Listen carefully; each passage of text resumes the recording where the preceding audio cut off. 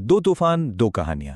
देखने में तो ये बहुत सादा सी कहानियां लगती हैं, लेकिन क्या ये हमें बहरान और तब्दीली के बारे में कुछ गहरा सिखा सकती हैं? आइए इन कहानियों की तहों को जरा खोल कर देखते हैं। सोचने की बात है ना। एक घर जिस पर किसी बद्दुआ का साया है और दूसरी तरफ एक खानदान जो तबाकुन सैलाब की जद में है। बिल्कुल अलग अलग बहरान, लेकिन इन दोनों के मरकज में इंसानी फितरत का एक बहुत गहरा सबक छुपा हुआ है। तो चलिए सबसे पहले मिलते हैं अपने दो मरकजी किरदारों से। एक तरफ है ममता और दूसरी तरफ घनश्याम। और सच पूछें तो दोनों ही अपनी अपनी नाउमीदी की दुनिया में जैसे कैद होकर रह गए हैं।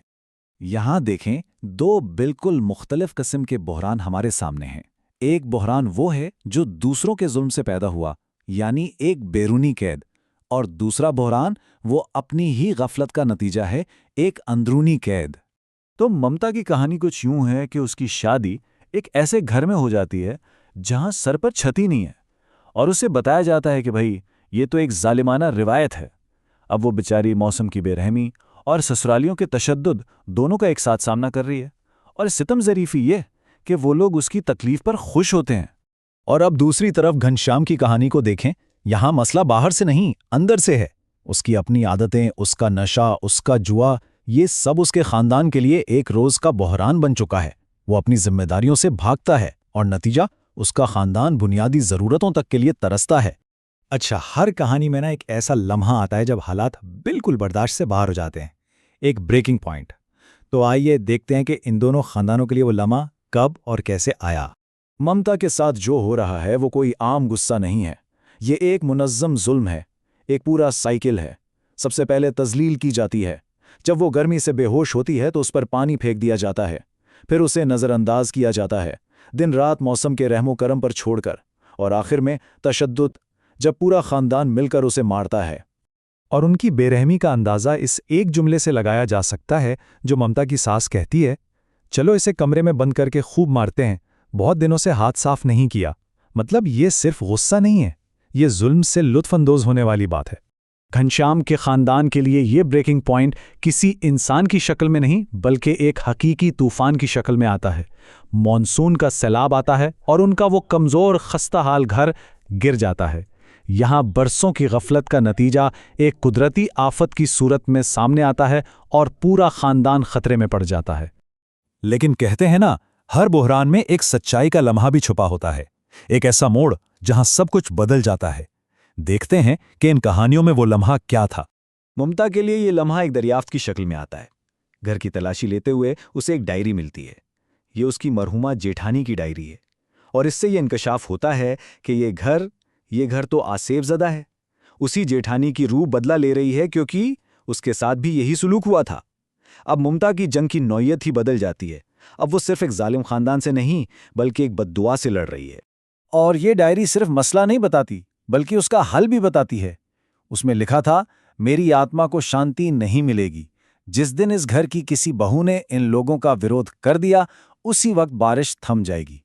ये अल्फाज ममता को ना सिर्फ सच्चाई बताते हैं, बल्कि बगावत की हिम्मत भी देते हैं।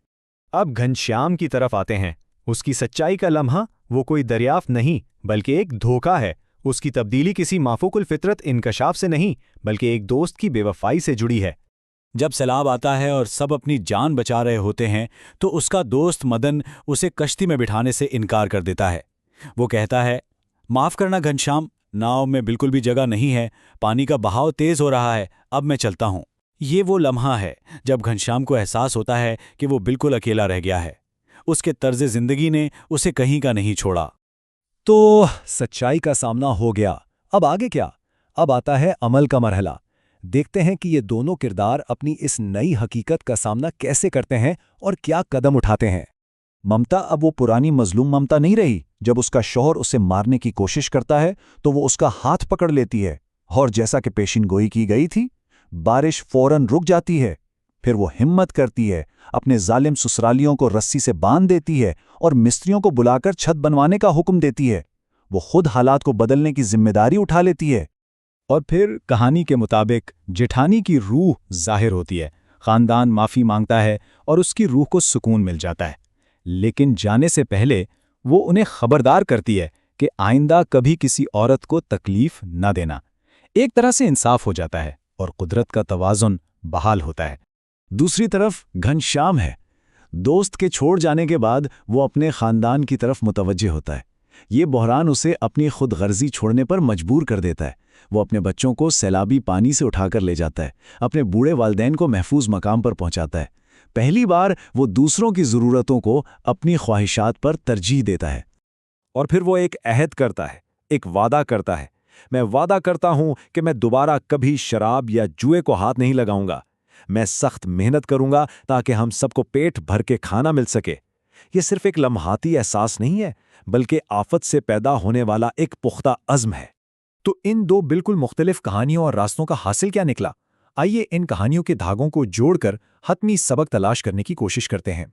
अगर हम इन दोनों कहानियों का मुवाजना करें तो ममता की कहानी में बहरान अंदरूनी था, यानी घरेलू तशद्दुद, जबकि घनश्याम की कहानी में बहरान बैरूनी था, एक कुदरती आफत। ममता को तब्दीली का मुहर्रिक एक डायरी से मिला, इल्म से। घनश्याम को एक दोस्त के धोखे से। ममता का हल जुर्रतमंदाना मुज़ाहमत थी, जबकि घनश्याम को जिम्मेदारी कबूल करने पर मजबूर किया गया। तो सबक क्या है? एक में तब्दीली अंदर से आती है और दूसरे में बाहर से मुसल्लत की जाती है।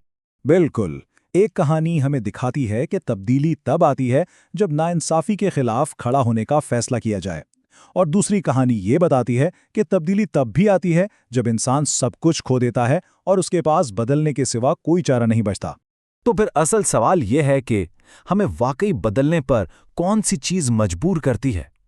क्या ये अंदर से आने वाली हिम्मत है, या फिर बाहर से आने वाला कोई बहरान? या शायद सच्ची और पायदार तब्दीली के लिए दोनों ही जरूरी हैं। देखने के लिए शुक्रिया।